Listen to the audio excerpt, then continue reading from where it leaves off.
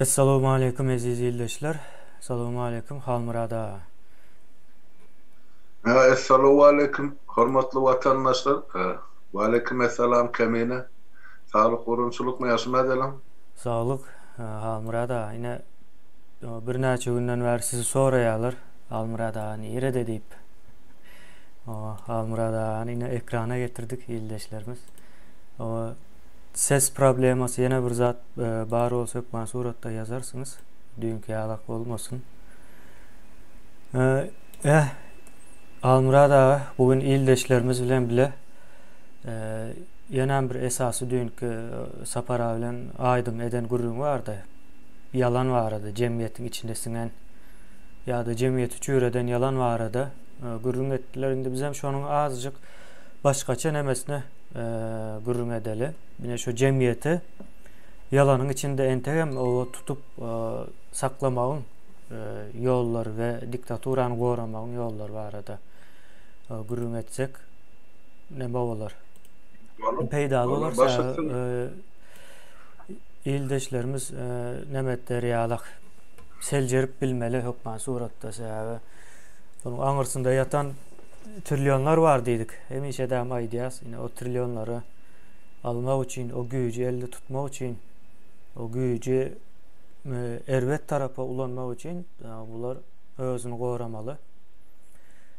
Şon yalı yağdaydalar olar. Şonun yalı yağdayda. Ya her ak sakallı bağvan değildir diyen bir söz var. Bilmedim bizde köp ulanılmaya yalı yani Türkiye'de katıken ulanılıyor. Şimdi bundan için aldık bu sözü.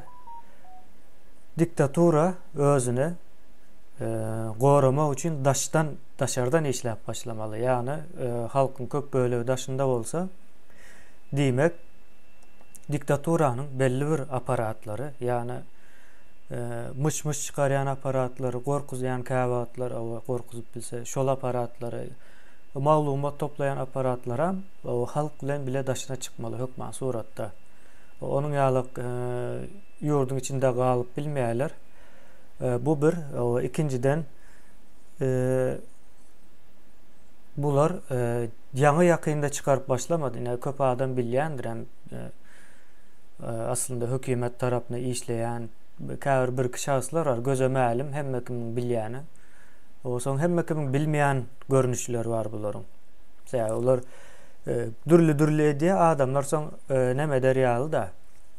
Yani de şula has ervet diye, şul ondan gowrak diye, onda demek bu işlemeyen olup bilir hükümete diyilen yağlık düşünceni ortaya koymak için. Şonun yağı bir metot yani basıncak ediyen o halk şondan en kovusunu yani ervetlerin içindeki en kovuyun saylamak mecburiyetinde koyuyan bir neme vardır, taktika vardır. Cemiyeti dolandırmak nemesinde. Yani sosyal psikolojide oluyor bu zatlar. Şu bilim öğreniyor bunu. Indi Halmurada bular soňky bir ýyl, bir ýarym ýyldan bäri çıkan aparatlar däl, öňden bäri bar. Öňden bäri hem iki türkmeniň başy dili birigi berseler, baryp şonu bozýan eken. Iň açyk nemesem, misaly, Ömrüzak misaly bar, Ömrüzak. Köp adam bilýändir, bilmese de hem eşdendir yani. Ömrüzak ildeşlerimiz ine bir dernek açýa 2018-nji ýylda. Soň şonuň ýanyna yeniden öz yaşındaky oğlanlar toplanşýarlar, soň şu derneği yaptırýarlar.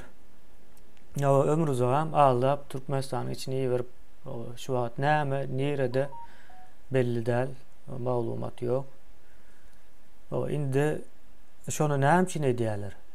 Ömrüzak belki aňyrsynda ýatan zady bilýän däldir, etjek bolan işiniň ululugyny. Yani bunun hükümetin yörüyte nemeleri var. Esasen hem yaşlardan saylayan bölükleri var. Şu daşarı yurttaki halkı maglumat toplap kontrolün altına almak gereklerinde ediyen aparatlar var. Yine şolar en sonunda barya bizem derneğin içine girecek, bizem kömek edecek denyalı olup En sonunda da deneyim yapılıyor, ömrü zaman gidiyor da. Ve yine de şoňa meňzeş vakalar var. Yani 19 iyun mutu Halmurada meninde nämene iyun bolmaly şol. Konsulluň öňüne çağırılan wagtda 150 adam ya 130 adam barlygy tahmin edilýär şo taýa gidip görenlerden. Şo taýda näme boldy? Bir adam o içeri alındı demesi vardı. O görkezildi, yani hakikatte onun ýaly däldi. Özü belli bir nemeden proseduradan geçip şoň içine girmeli.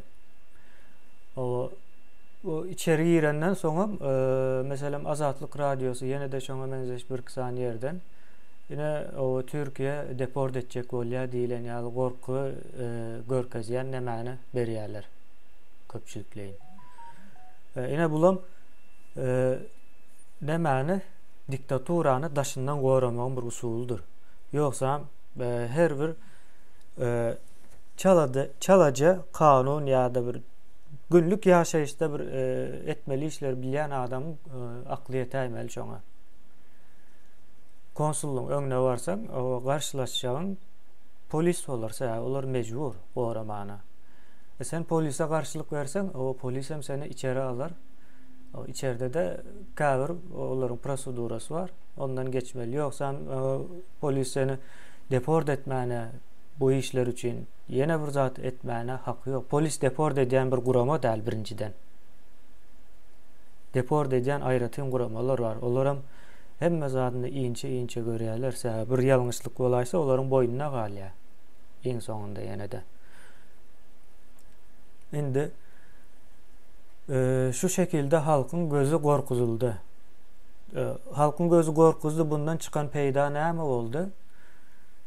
Elbette diktatura entegem o taýda dur. Hatta diktatyryny aşdyrmana, çalışlamana o mümkinçilik tanaldı. Ýoksa halk doğru ýerde toplanan bolsa şo ýagdaý bolmaýardy. Belki bunyň bir gowy tarapy bardyr. Menim pikirimçe halk üçin bir pikirlenmäne, düşünmäne, tanamana bir wagt tanaldy. Wagt mümkinçiligi berildi mikändiň Halmurada. Ya bunun peýdaly tarapy ham boldy bir tarapdan. Olar ýöriteleýin etseler gysga wadaly edýärler. Nemelerini, proyektlerini. Indi Halmurada sizin köp ulanýan bir neme sözüňiz var. Indi şu sözün karşısına da yeniden bir neme çıkarlayan olmalı. Şu ortalıkta görýän zatymız. Yine ýaşlar alıp çıkar, o ýaşlar eder diýilen bir dowamly ulanýan ekranlarda sözüňiz var. Indi diktaturany goraýan aparat ýurdun daşynda o ýaşlar adyna bir neme döredýärler. Döretjek bolýarlar ýa-da dörederler. Yok mansuratda daýmal säbe. Edil görmeseň hem gören ýaly neme bar ha. Bir hile deja vu diýilýär ha. Şonuň ýaly ýagdaý bolýar. 6-njy çuwstwo diýilen ýaly 6-njy duýgu. Şol neme var? Yani bularyň edip biljek işi şodur. Ya bular hem halkyny edip çağırýarlar. Ýene diktatura garşy göreş ýa-da diktatora garşy, olaryň köp ulanýan nemesi diktatora garşy diýip neme diýerler. O diktatora garşy göreş misalynda iş alyp barýarlar. O daş döwrüne adam toplaýarlar, ýöne o taýdaky iş netije bermeýär. Bermek nemesinde, planda ýokdur. Adamlary güýmelemek, wagtyny almak we diktaturanyň hem täze strategiýalar östürmegine pursat tanamak meselesi var bu taýda. O indi bularyň en gorkýan zady ine onluk sistemasy bolmaly Halmurada. Buna aýdyp geçelik mansuratda. Onluk sistemasyna eýýam garşy bir hereket bolan ýaly bir neme var, ýagdaý var. Ona mende nesip bolsa bir göreli barlap anygyna ýetenden soň, anygyna ýetmän o doğru adamları yanlış şekilde demetmek doğru değil mi kendiyen? Karşılık vermek. Şonun için aňyrsına bärsine yetip soň gerekli bolsa ýyldaşlarymyz bilen paýlaşar. Bular şunuň ýaly işleýärler diýip. Bilmeli. Ýokpan suratda hemme kim bilmeli bu Türkmenistanyň watandaşy boljak bolýan bolsaň ýa-da Türkmenistanyň jemgyýetine değişli bolýan bolsaň ýokpan suratda biläýmeli, agaradan seljerip bilmeli. Ýani her bir öňüňizden çykan sakally babaňyz bolmaýşýaly. O her bir öňüňizden çykan diktatura garşy hakykatda diktatura garşy bolmagyny bilýär. Soň ýene-de bir aýtjak zadym bardy. O aklımdan gitti de Almurad ağa. Yadıma düşse ona hazır aydan aradan girip. Bala. Mende siz ova näme? Siz pikriniz siz. Kemine. Ova gönefirde ýyldaşlar. Ha berekellah. Onda men tensol başla gurrun dowam etdirin.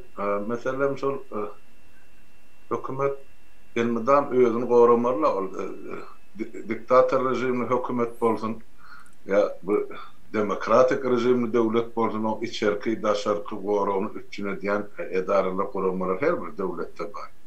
Yani bizim döwletimizin ýanky içerki daşarky goramalary döwleti halky goramakda däl, tersine hökümet tarapyndan halky ezmekligi, horlamakligi gönükdirine olan ähli işi we borçy.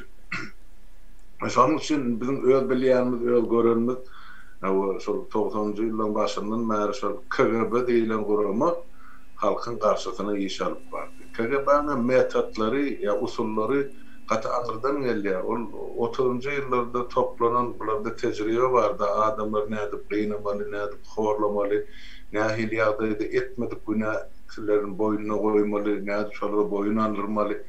Bularda gata kän usul bar, ol tejribe bar, orlar çyýlap ullanylan tejribäni ondan bizim halkymyzyň garşysyna ullanýar. Türkmenistanyň KGB-si ýa-da SSR KGB-siniň bir bölegi. Ol men o KGB'de işläp pensiýa çykdym diýär. Ýok, KGB'de işläp pensiýa çykan ýok. Orada amanadyň tapşyrýansa şol gurman agzasy ýa şol öňünde borjy bardy. Ya şu takşulçu bolup ýazylyta ölýänçe şol gurma hyzmat edýär.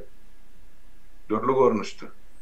Dörli lakam bilen, dörli at bilen, dörli öwüşünne, bu kommunist bolup çykşadan bolsa gerek wagtyna soň antikommunist bolup çykşady ya ýa-da aýdal demokratiýanyň tarapdary bolup çykşadan bolsa erti ine tire parazlaryň tarapdary bolup çykşady. Bulara berilýän emma borç bilen şo bilen baglanyşykly olaryň durmuşy ýa çykyşlary şo bilen baglanyşykly bolup burada gönüden gönü.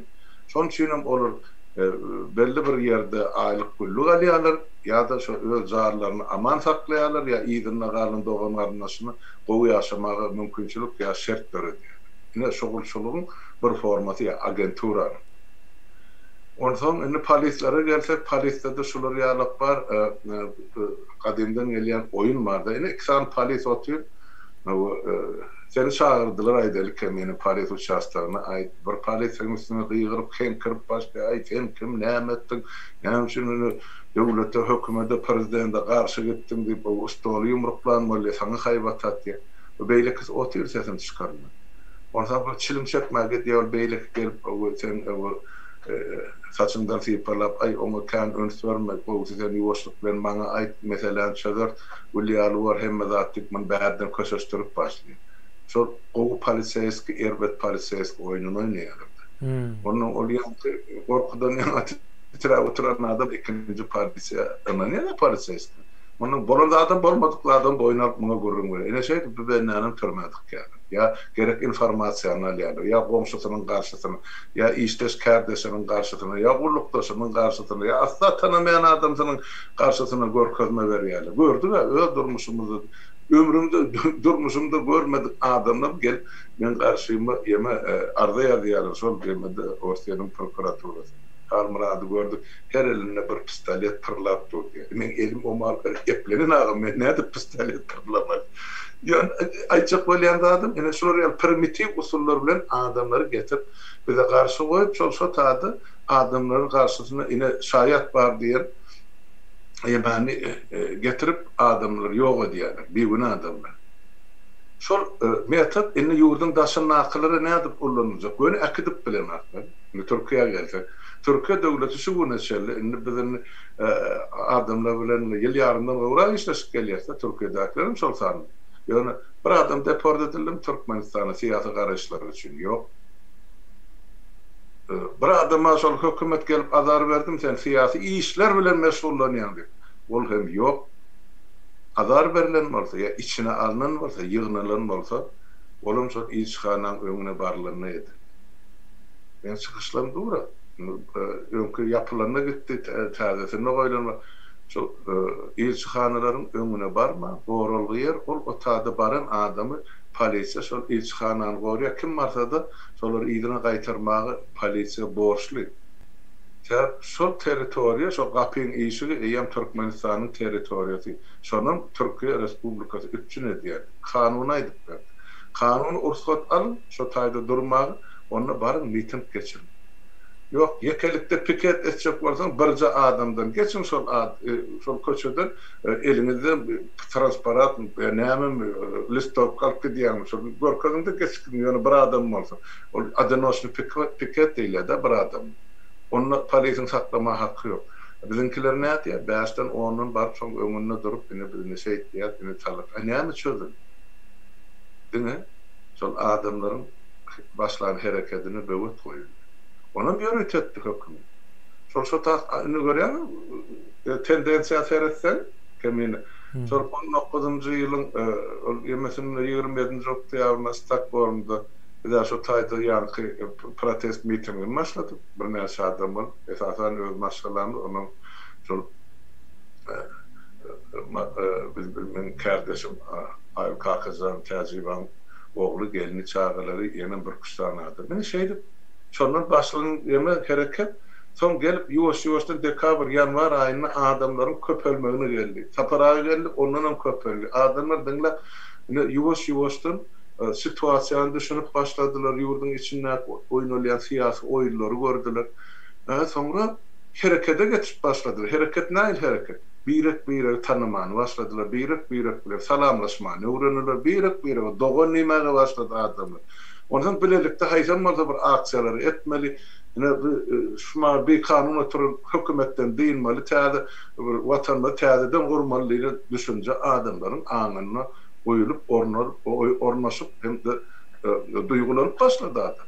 Ine şu ýerde hökümet getirdi daşdan, içden, çepden, sagdan özüni täsir edibiljek adamlaryň sokgaçyna.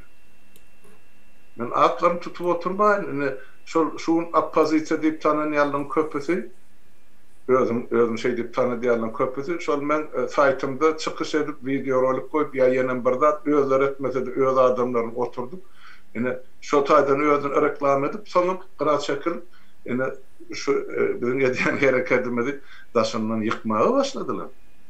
Ol ben oýnaýan oýny. Bu adamlar bilip edýär, bilmän edýär, hakkyna tutulyp edýär, izin hakylaryny eme gorajak bolup edýär, ol öz işleri.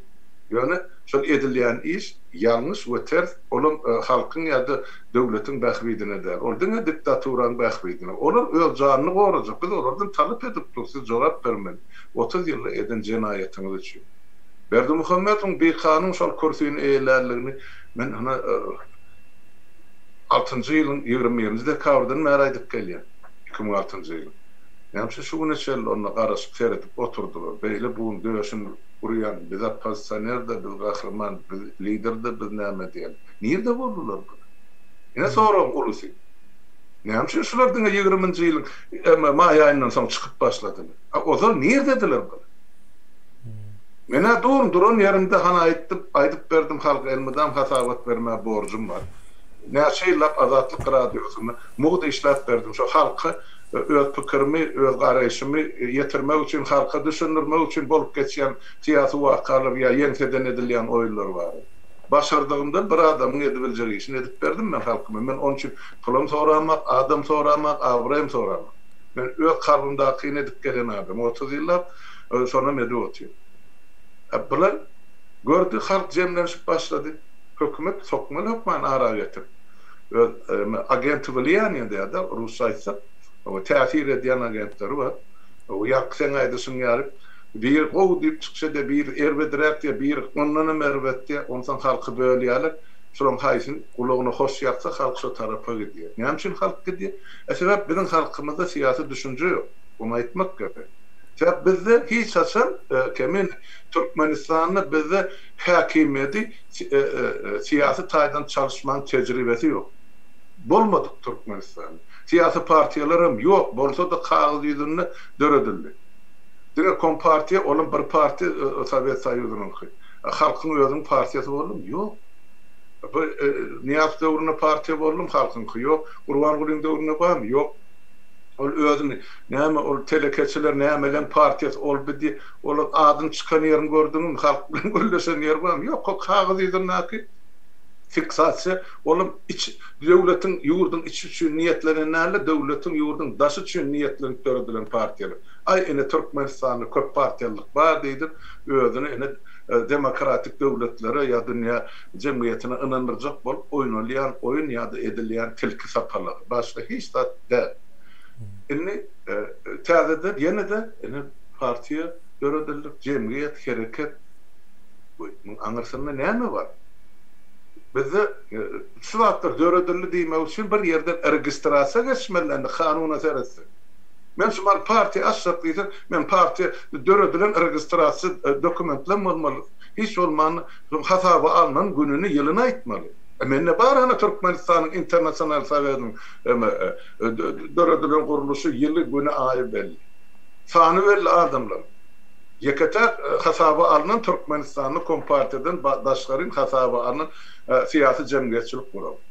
Var son 90-njy ýyl ene mart aýynda kabul edildi. Beýlekerde näme var? Nerede kabul edildi guraman bar diýip aýtma. Men bar guramamy aýtmak näme? Sebäp biz yurdun daşynda, yurdun içinde gurama işläp bilen. Onu işlemän oturan guraman men şuň ba hereket edýär diýip aýdym. Ýok, o bolmada onu özümizden başga biz kime anlaýar? Aşmal yurdun daşını öňde küllü döredilen şu partiýa diýip hereket diýip şulan hiç birisi Türkmenistan'ın içinde hasaba alınmadı. Daşında da haýsy döwletde hasaba alınıpdyr, onu görkezsin. Dokumentlerini görkezsin. Ine bizimle şu ýerde şu gurama hökmüne hasaba alınmadı. Ýok. Yoksa benim döretdim diýip aýdyp bilen ikimiz oturduk kemine Zapar agany mesela kıyın değil ha. Ve sonra oğlum çağırdık da biz partiye döretdik diýip aýtdyk. Ordan anarjylykly boljakmy? İlkinji wagtda özümüz için. Biz kim alacak böyle? Özümüz almanmaya halka alacak bolýar. Näme gerek? Şu yalan bilen başlanan zaten hiç açam soňu bolmaýar. Men şonu aýtjak boldum. Sen aýtýan hökümet tarapyndan şu zatlaryny herekete giýirdilýär, garşylyklaryň goýulýar, harmyrada şu ýaşlar barada. Aýdýan sözlerim var. Şoňa garşylyklaryň ýaşlar gurulmasynyň partiýasynyň hereketiniň döredip ýa döretmegi ugrunady. Bolup biler. Näme ýok. Men aýdan sözümden hiç açan dänemek. Men 30 ýyllar baýdyk gelýär. Hökümeti, döwleti dölendirmeli esasy ýaş kadrlar. Bizim deňimizdäki ýaşlar ýa bizden kiçirek ýa bizden ulrak maslahatçy bolup biler. Ýöne döwleti ýaşlaryň eline bermeli sebäp bularda var gujur gaýrat. Bularda isler var, gece günü işlemäge. Hana seredin goňşy Ýewropa döwletlerinde hemmejigine ýol başçylaryna seretsen, hökümet strukturasy bolsun, biznes strukturasy bolsun, döwlet strukturasy bolsun, esasan aňyra getse orta ýaş hasap alsam şu taýda 35-40 ýaşyndaky adamlar kiçilerim var, ulularyň var. Ýöne umumy köpçülik ene şu men diýip işlämeli döwürdaky ýigitler we gyýlar ýa erkekler we denanlar. Bizde bolsa ene birini saýladylarmy şonta tawitlap çykarýan çaly wezipeden ýapyşyp oturmaly. Kime gerek? Ene şu haklyň onu urun edýärse gönül. Ene şu Gurban Gül'ün şu mental saglygyny kim goýa geçip biljek? Şu kellesini düzgün işleýänni. Mene ýok. Sen edip oturan hereketinden sen tutdun. Bir adam bundan bir 10 ýyl ozalaýan delhana yerleştirmeli. Hep edi oturan işi devletin halkın karşısına her bir adamı. Bununla bir adama, vatanı, halkı bir tutarı edilir peydalisi yok. Halkın diyecek bolyan ya içinde sonu goruyalım diye. Ay yeme neşanı ortadan ayır diye de yankı bir gerayını. Onu ayırmasa ortada halkın işe yararlık işçi gücü kalmadı yurdun içinde önümçülükte işleme. Gelecek yok. O katastrofu var ya. Eğer şolson ayırmadık oldu yine Bəşilin Türkmenistan'ı çağı da öncek gelir. Neymiş o katastrofu yok mudur Türkmenistan'ın? Elbette var. Yani o yemani informasyon, o statistikanı halka aytmadılar. Ne için 10. yılda ilat yazığı geçirildi de şu yazığın neticesi halka yetirilmedi. Hani bu niyazın övüp arşa çıkaran 7 milyon ilat. Gördüler, hakiki ilatın sahını öğeleri korktular. Halkın nahil genasida düşürülüldü. Sol yıllarda. Birinci sokapkarın beyram Kurban Berdi Muhammed. Neymiş? Niyazın dövründe ol hem sağlık saklaş ministri hem de vice premier oluşu. Ahir şuları sağlık tuğduğum için alıyor. Sol sokapkar. Ondan öz ayıbını öğüdaştı, öz günahını öğüdaştı, ertiyon cezalandırmalı kanunun. Son üstünü göm, 10. yılda geçirilen ilat yazıvını pozdu, görkezmedi, ayıtmadı, gömdü. Son için inni sol triyagi neşanı son için ortadan ayrı. İnni gördü, halk gene de ayağına uğradı bol, inni neşan orunu o tramadol payladı yani. Tramadol'un nerede mi diye aptekler üstüne mi diye. Aptekler kimin ki pastavno firma ya yol başlamak üstüne yeni de sol yerlerinin ki bazılarının ki sol tokumun ki. Şeydi halkı zahirler var. Yani Hudaya şükür yurdunda aslında çıkan zahmet emigrantlar var. Yine sonra özünü saklap alıp kaldı. Oğlum hemmeti de. Bunun içinde de bir böyle hadire motor sol triyak belasına çolaşıp bulaşıp. Türkiye'de de şeyle. Bana kan haber geliyor otayda. Yani Türkiye'de nahilem olsa Avrupa'da okumağa, bilimini östürmeye, ilim almağa adamlarda mümkünçülük var. Sol mümkünçülüğüne ulanyan yaşlarımız, yiğitlerimiz yeterli. Yine şu devletimizin gelecekte taze Türkmenistan'ın kadrlar potansiyeli deyip düşünüyor. Son için ben ait gelen devleti yaşlar dolandırmalı, hükümeti yaşlar dolandırmalı. Elbette getirip bilesin karşısına var da yaşlar olması deyip döredildi. Yani hareket deyip döredildi. Biz onlara karşılığımız yok. O işlesinler. O yönü diktatörün karşısını işlesinler. Böyle taraftarları bilir. Ben aytım hem denetmeli. Bizim önümüzdeki duran mesele bir kanun hükmü. Sona ayırmalı. Sonra halkı koyar, halkın çözgüdüne parlamento gelsin, saylansınlar, halk götürsün, sonra parlamento karar kabul etsin. Hükümeti farmeravat edecek olsalar, öz programmalarını düzsünler, halkın onu yine de son parlamento subut etsinler. Hemmecik de halkın üstünden çözülmeli. Halkın devletin esası.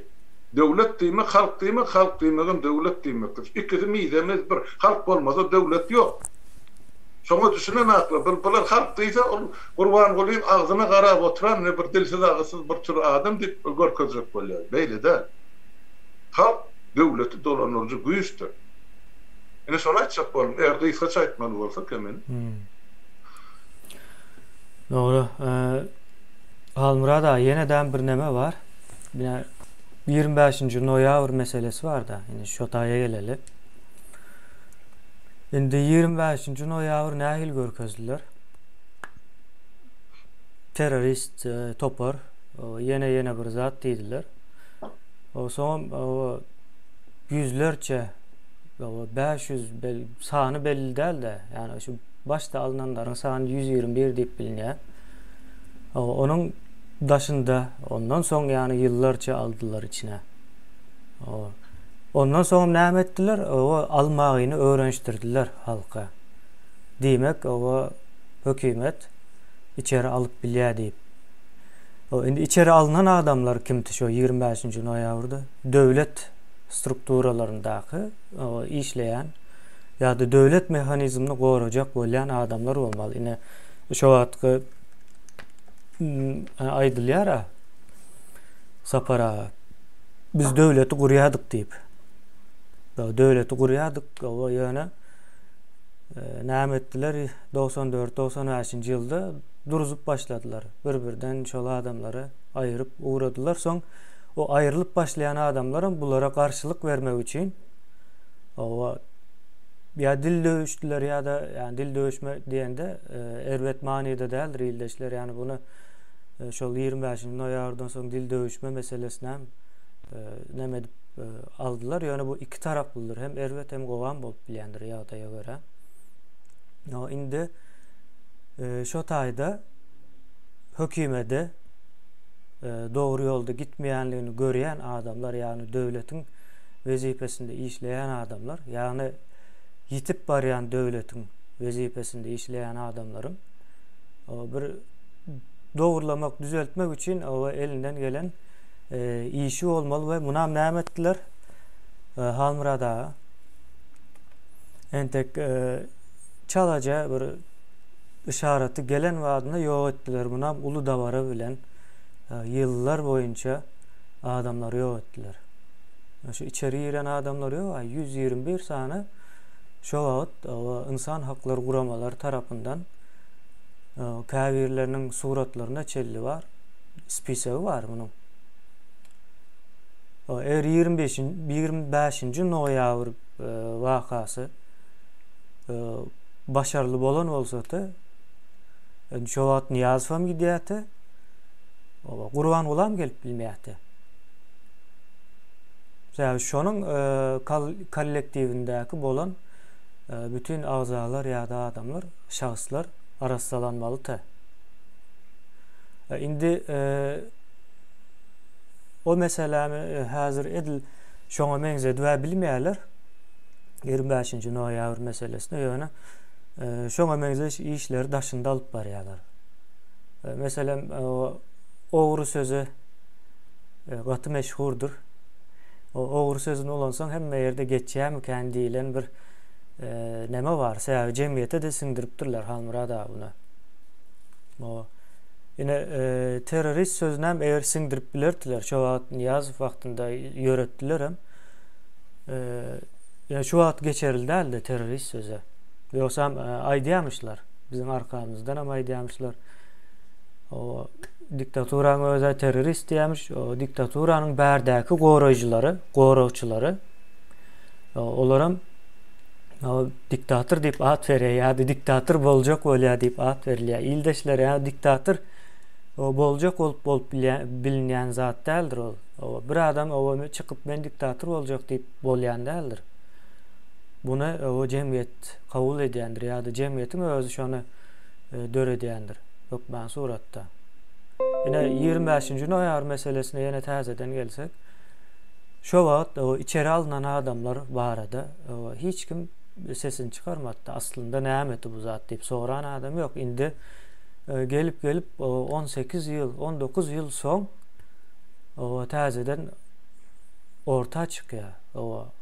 Hakykatda näme etdi bu 25-nji noýabr meselesi diýip. 25-nji noýabr iň soňky Açyrsow bilen Türkmen tarapynyň, yani Türkmen tarap diýende onuň içinde Ermenan bardy, Rusam bardy, içeri alınanlaryň hemmesi bardy. Ýöne döwlet, yani Türkmenistan o döwlet bolmak ýolundaky göreşiniň bir bölegi te. Yani Türkmenistan bir döwlet boljak bolýar. Beýleki tarapdan hem Açyrsow diýilen, yani bir şahıs onun arkasında da bardır, yani ýanyndakyları bilýäris, yani arkasındakylar hem bardır. Şonuň arasyndaky göreşiň iň soňky güni te 25-nji noýabr. Yani Türkmen halkynyň ýitiren güni te. Ulam näde dip ýitirildi? Dönükleriň saýasynda ýitirildi. Yani dönükler Açyrsowa kömek etdi. Olar hem Türkmenistanyň içinde doğulan, belki ata-babalary şehit bolan adamlar şolaram. Ýöne halkyň garşysyna işlediler. Hakykatdan hem. Yani başka bir yurt, yani daşary yurtlar bilen bile işleşmek diýmek, o dönüklük diýmek bolýar. Öz ýurduňa garşy.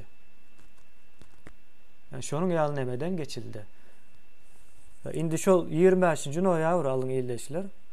Hazır getirin ha şu günlerde bolýan waka, hatta soňky bir ýylda bolýan waka seredim.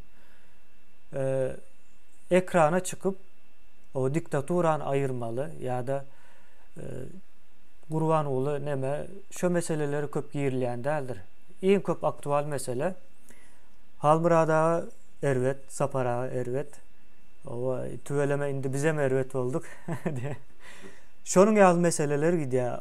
Ýöne aňyr tarapda diktatura ýaşamana dowam edip dur. Halkym bu taýda ölüp dur, ýani sesini çykarman. Ölüp bilýän derejeye gelipdir halk. Halmyrada.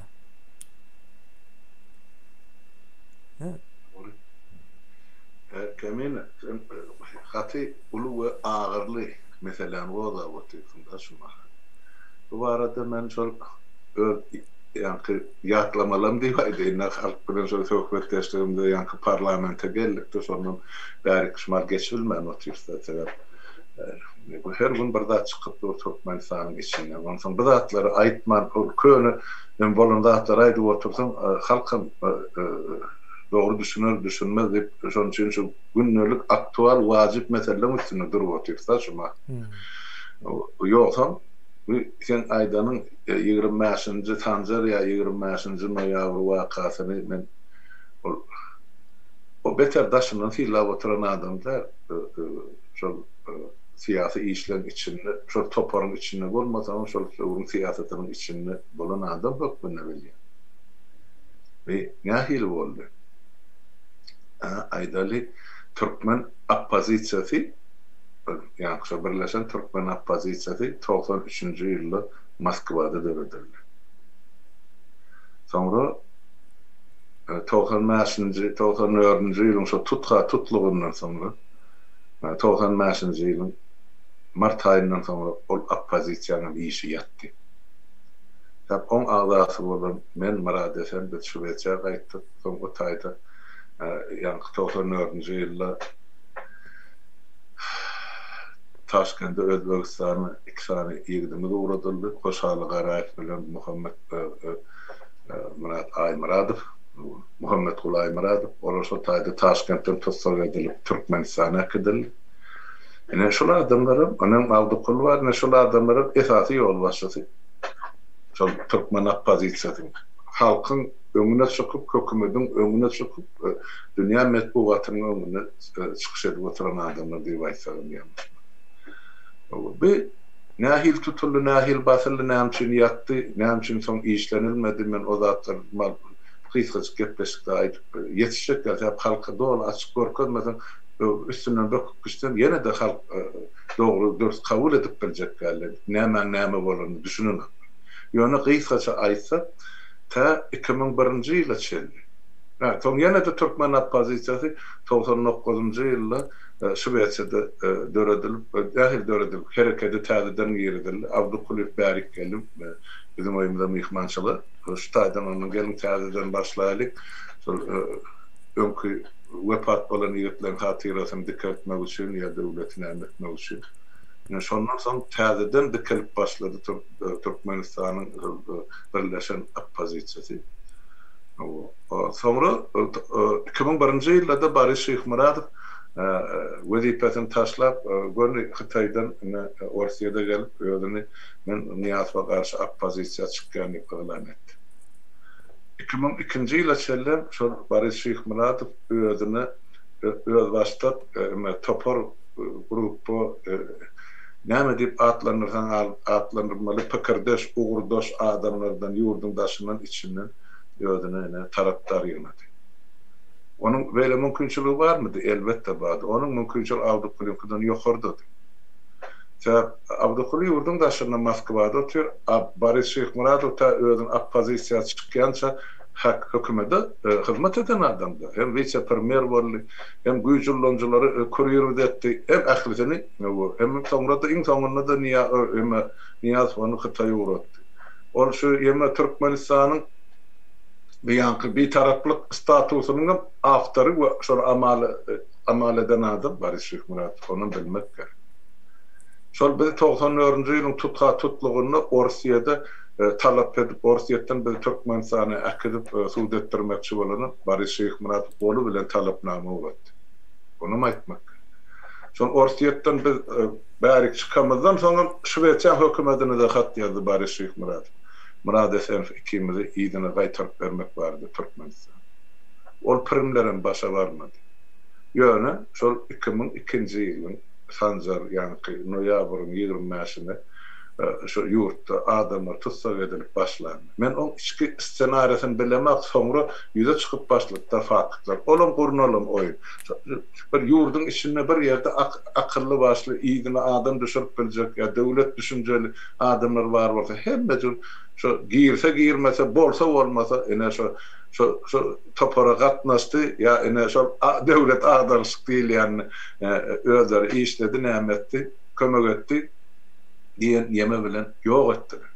Başta bilenmiz, bizim birinci bilenmiz 2002-nji ýylyň 2003-nji ýylyň ýanwaryna belli bolan adamlar sany, tutulan adamlar sany 108 diýip bilýärdik. Son halkara hukuk goraýjylar var, 2 tutulan adamlaryň masgalalaryna niýetli soň şolaryň sany 120-ge ýetirildi. Ýöne o taýda bir san däl. O taýda şu saniýeden 5-10 esse köperseňem azdyr. Sebäp ol halkyň garşysyna şol 2002-nji ýylyň 20-nji noýabryna gurnulan repressiw metod ta Niyaz ölýänçe dowam etdi. Niyaz ölünden soňra görwak näçe dowam etdi. Onuň hiç kim bidaýdy oturana. Gelýär ýygnyňa akidiýe basýar. Goňşudan bilen atla onlaryň aşağı diýişde daýdylar. Şeýdip adamlar görwak näçe adam türmelerde çüredi. Onu biz bizatlar diňe ýurda baramyzda açyp görämezek, onu biz bizatlar şu gün aýdyp biljek ki näçe bugun adam ýok edildi. Maşgalalar tutuşlugyny basylarlar var, tutulanlar var, ýok edilenler var. Ýa-da galalaryň hany çykma hukugy ýok Türkmenistanyň 20 ýyl şu gün 19-20 ýyllar ýurtdan çykma hukukly otyrlar. Olam bar. Onu aýtmak gerek halk. Ýöne bir zat barda şol taýda halkda soraw görmek mümkin. Näme üçin Awdukulu bilen ýa-ni Barış Şeyh Murat biz 2 adamy getirýär. Sebäp ýene körseli mesele dolup gelýär. Şu Türkmen oppozisiýasynyň şu gün halkyň uly betbalçylyk şol prezident wezipeti we şonuň körsesi şonu paýlaşyp bilmedi. 2 adamyň arasynda şu ikisi oňşan bolsa onu Türkmen ýa-ni Birleşen Türkmen oppozisiýasyň birleşmeli ýa-ni Barış Şeyh Murat'yň topar birleşmeli. Mesela ben özüm marada aýsam men birleşip bilerdimmi Barış Şeyh Murat bilen? Özüm şu durşumy? Ýok. Näme şu? Sebäp ol men 2 gezek hem Orsiýetde tutduran adam şollar türmede bir aý oturdum Barış Şeyh Murat talapy boýunça. Eden talapy boýunça Türkmenistan hökümetiniň adyna. Ine birinji ýa kısa aýdan birinji terrorist ýylan edilen men 94-nji ýylda. Barış Şeyh Murat'yň ine eden işi şol. Tagmany şo taýda basdylar maňa. Sonra da bärik Şweçya gelemde de ýene şol talap etdi. Emma şol 2002-nji ýyly ýetmäke şol birleşmek mümkinçiligi bardy. Ýöne şonu hiç kim etmedi biz tarapdan. Sebäp ol onuň real adam däller. Eden ýemesi bar hatyp ol çekildi. Şol adamlary Türkmenistana tawşyryn diýip. Wezipede otyka biziň garşymyzda şunu etdi. Ýöne wezipeden düşünden soňra biz adam bilen nädip işleşmeli? Ýene-de ýeňsenden pyçak sokjak. Ine şu sebeplere göre Awdukulu'nun ona diýmäge öz sözü var, ýeri var. Hep olar hökümetde bilişleşen. Awdukulu Daşary işler ministrika olsa taýda ornmasar bolup ýysaryp gelip soň Awdukulu'nun aýagyny gazan aýkara gurrunkan bizim efir saklap oturmaýly beýdi. Ýöne diýjek bolýan adam ýene de şol 2002-nji ýylda şolar tutulandan soň 2003-nji ýylda Cenevada Birleşen Milletler Guramasynyň hukuk boyunca konferensiýasy geçirilenini 54 döwletiň öňünde men çykyş etdim.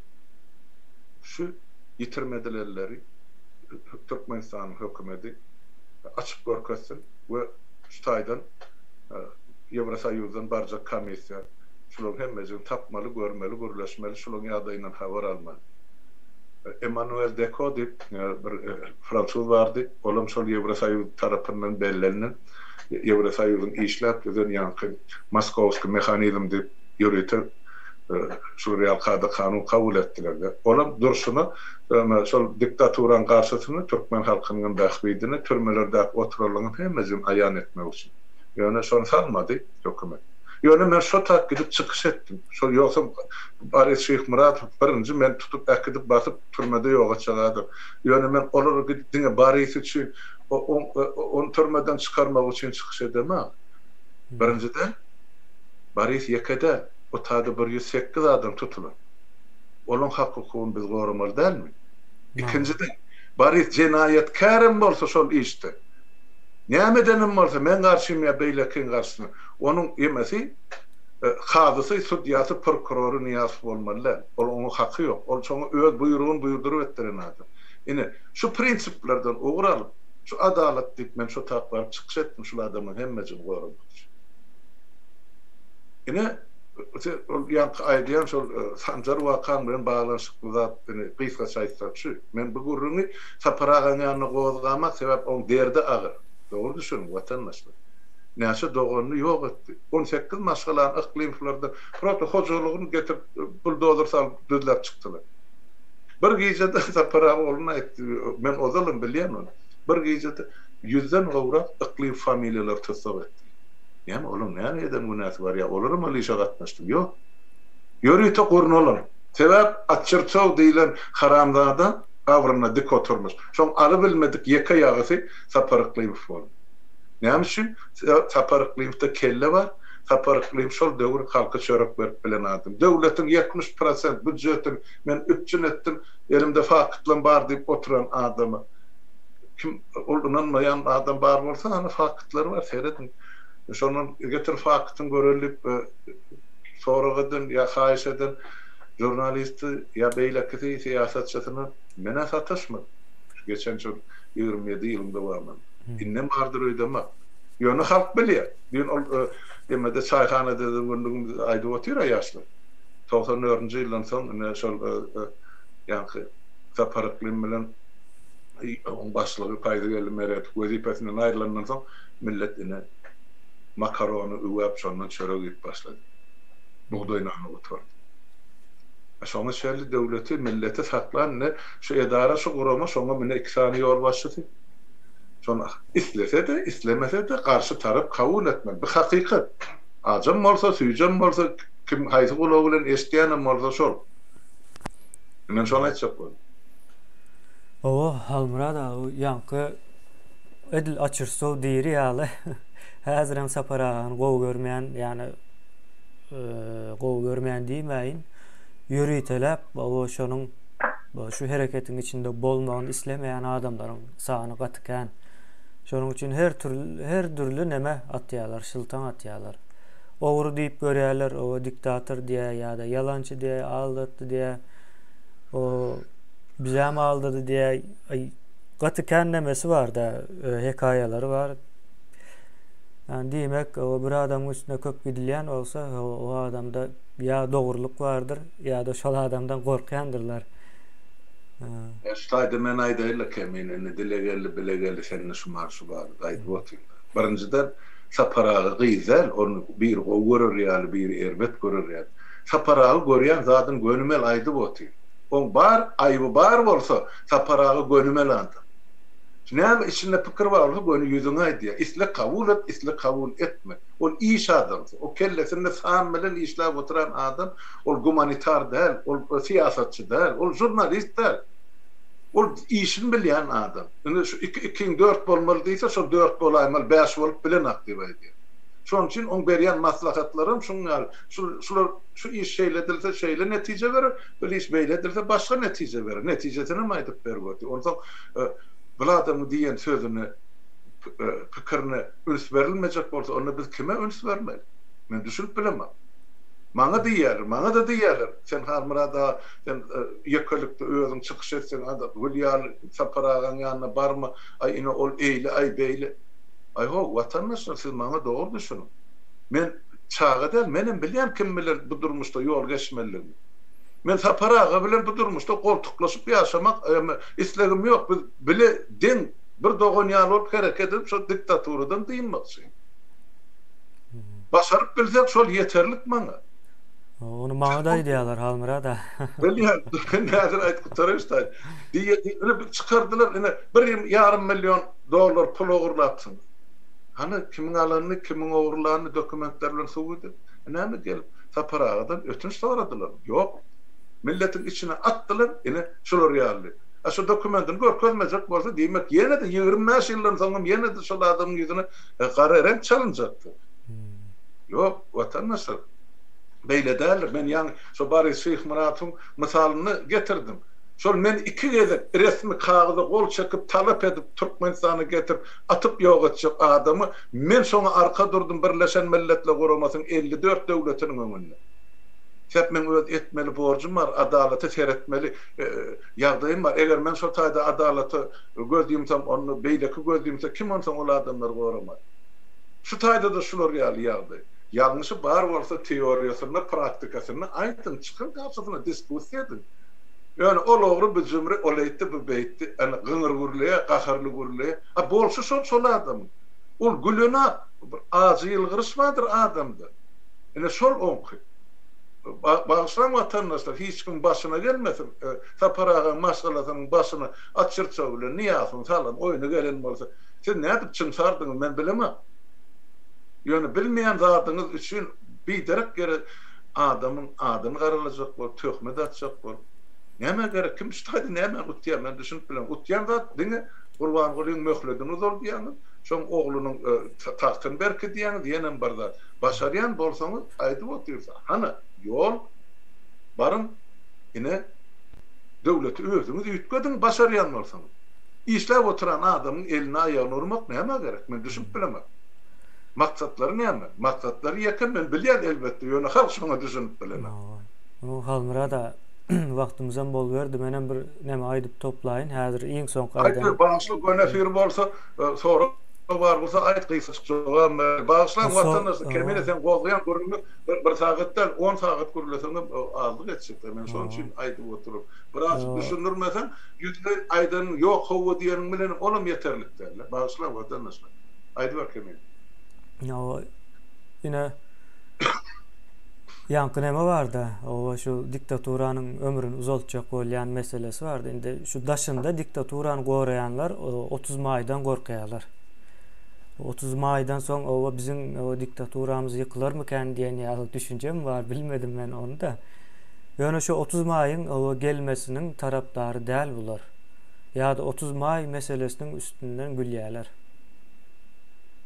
Ve biz hakykatdan hem aýdyp duramyz, ýöne halkyň üstüne düşjek wezipany aýdýas. Ýine onluk toporlary güýçlendirmeli. Bu iň birinji öz ýakynlaryňyz, tanaýanlaryňyz, şu işe ýatkyn bolan adamlar bilen başlanýandyr. Ýoş köpelýändir sebäbi. Bunu näme üçin aýdýas? Bir tarapdan halkyň düşünjesi taýin bolup barýar, köpçüligiň düşünjäniň taýin bolmagy ýeterli bolmaýar. Bunyň hereket etme wagtynyň hem gelmegi gerek. Onluk diýmek iň soňunda hereket ediljek wagty gysga möhletiň içinde birleşip bir günde hereket edip bilme ýagdaýyna gelmekdir. Onluk ýa daş töreňiz de ýene bir habar geldi, jaňlaşdyňyz. Gysga wagtyň içinde o köçämi çykmaly, bir zat etmelimi? Ya da birine kömek etmelimi? Şu wagtda çözüljek ýa mesele. Ýoksa ona haýyş et, buna haýyş et däl. Eger onluklar düzüp bilseňiz, şonuň borjy bolýar. Şol dogry iş etmäge borçlanýar adamlar. Ya şona aýtjak boldum Halmira da. Şu taýda bir 53 minutlar bolberdi. Ýoş sağ bolaşyp otur bersem boljak. Soraw barmy şo taýda? Aýtmasyn. Soraw ýok, men hazır okap durun. Ýok. Halk bir-birine gapma garşy hereket edip durdy ýa. Halmira da hazır soraw ýok bu taýda kanur. Onu sor aýdan gapma garşylygyny aýdyp beren. Watandaşlar, biz ýurduň içine barsak, bir topar partiýa dörese, olaryň bir gapma garşy. Ýöne şo taýda adamlaryň şahsiýetiniň bir-birine gapma garşylygy gerek däl. ideyaların kapma karşılığı gerek. Yine sol ýagdaýda döwlet we hökümet ösüp biler. Ol sen sakkally men murtly sen köse ol kellen kelya gulagyň şolar ýazyp bir şyltagatylanyny o taýda döwlet guruluşy bolýar ýaly. Oy bolsun kapma karşılık, yurdun daşında da bolsun, yani ideya karşılığı bolsun. Men aýdyp otyna, men 30 ýyl ömrümi ene şu parlament respublikasyna bagyşlap geldim. Şu bolsa, şu Türkmenistanyň düzeljegini, ya şu sistemanyň işläp başlajagyny mende ynam bar. Bizim şu halkymyzyň düşünjesini, däpdesturuny, adatyny, adam kärçiligini, ýumşaklygyny, ynanjanlygyny, sadalygyny göz tutsam, bize ine parlament respublikasy gerek. Parlament respublikasy köp zat maslahatyň üstü bilen çözülýär. Buyrugyň üstü bilen de, buyruk bir adam merýä hana şu iksan diktatoruna da oturan iş. Ine galan adam islese islemese şonu yerine ýetirýär. Ýetirmese de gözüň zynnanan açýar. Emma parlament respublikasyna beýle däle. 150 sanly deputat bilen diktator bolup biler. Ýok, elbetde. Bir adama meselem Gurban Gula bir gaz kontraktyny ýa neft kontraktyny gol çekdirmek üçin 1 milliard dollar şumaha peşkeş berjek ýa para berjek firma barmy? Kän? Ol şonu alsa kontrakty gol çekilýär, gitdi Türkmeniň baýlygy kaýsanmalsa bir döwlet akyp. Emma 150 san deputat parlamentde oturuny bolan her birini 1 milliarddan bermäge firma takylarmy? 150 milliard berjek bir kontrakt üçin. Ýok. Diýmek, ýam şo taýda öňüne böwet dura. Ya 150 deputat razy bolarmy? Döwletiň baýlygyny degerdegmedin ýa çemgelene satmagy. Elbetde ýok. Ene şo taýda pikir garşylygy dörärdi.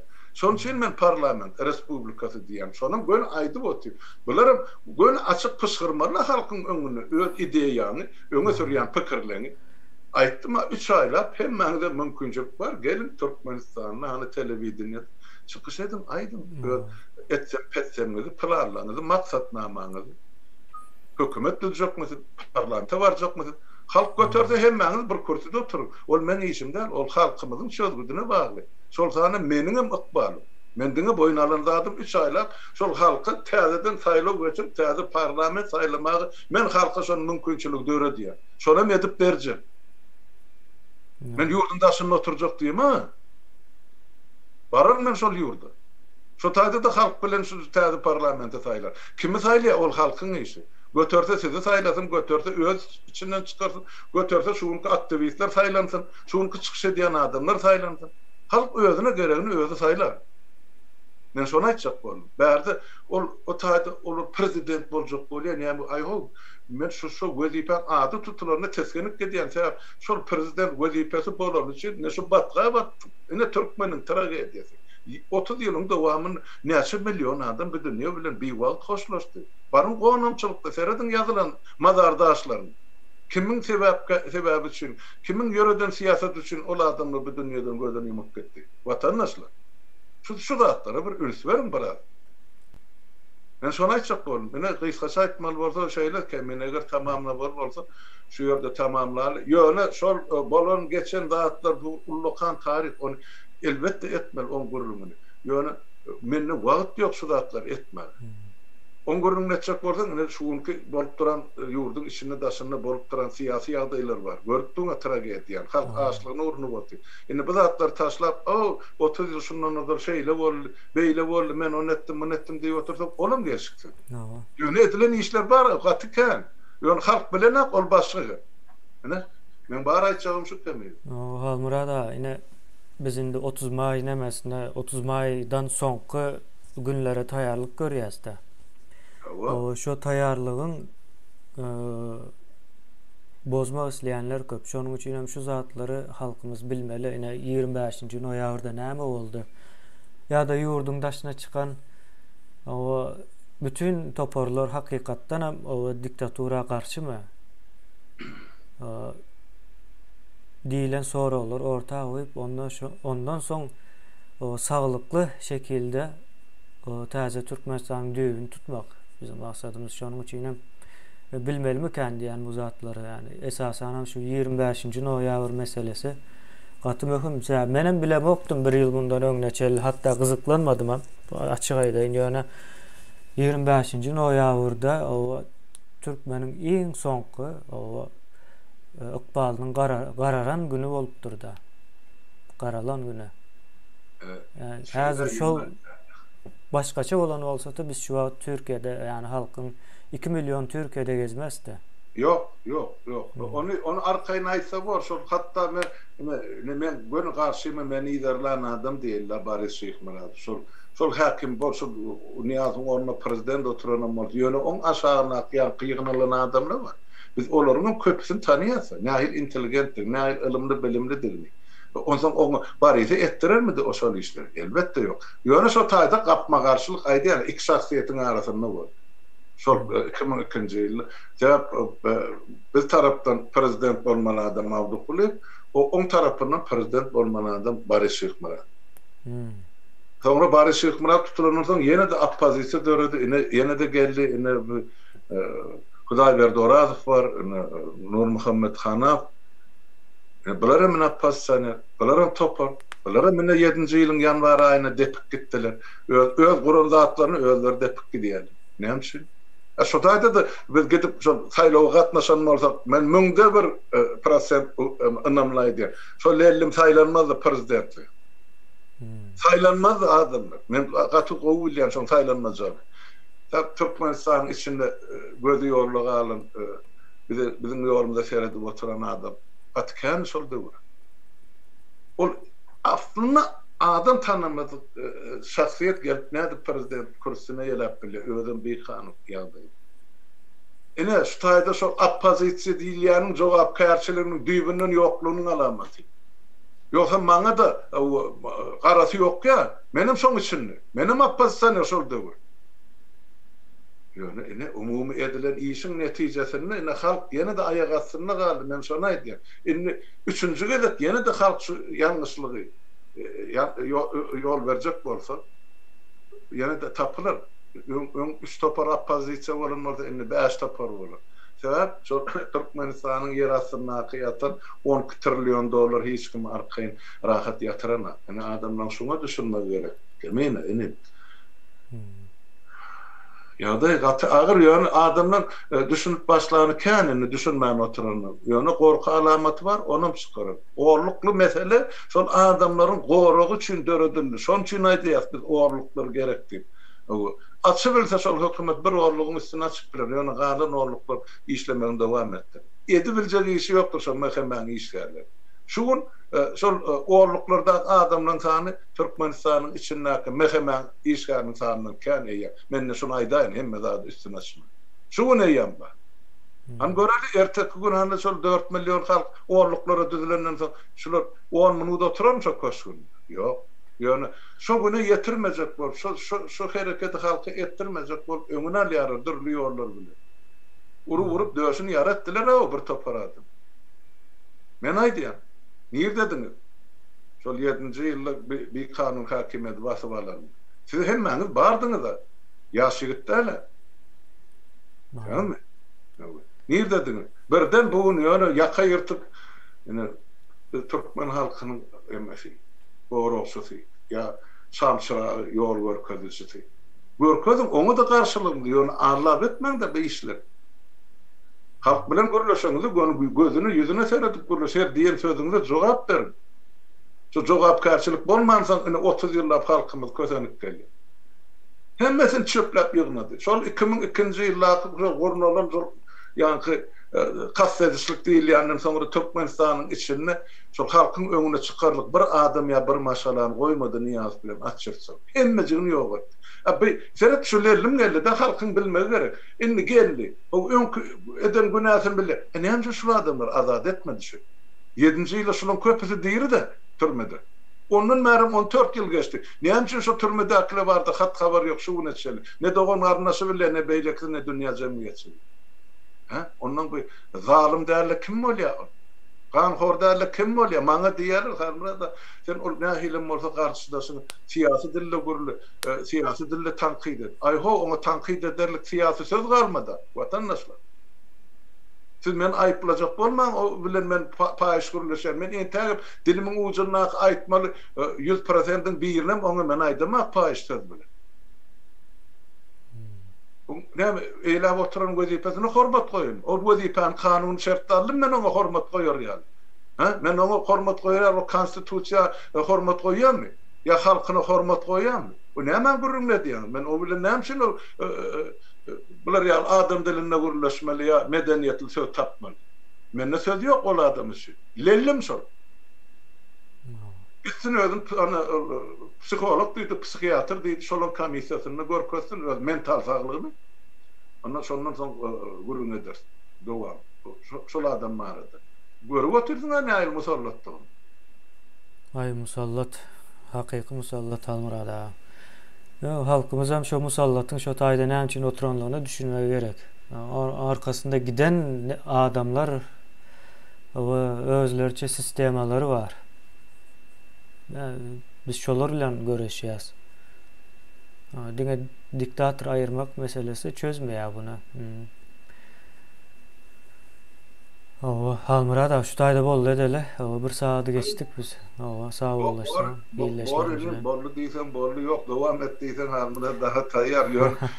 Çykmady, gelmedi diýip watandaşlar öýke kynetme. İş gatykan. Her gün şol ýurdun içinden gelýän jaň aňyrsy bärsi ýok. Olary hat ýazylýan hatlary jogap berme, näme etmeli.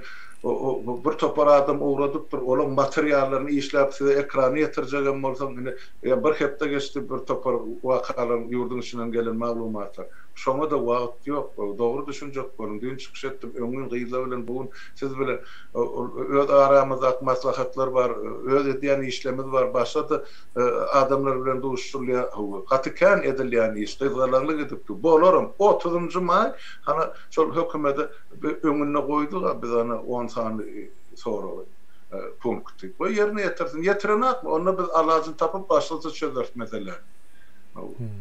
Kim näme diýýär bolsa öz işi kemine.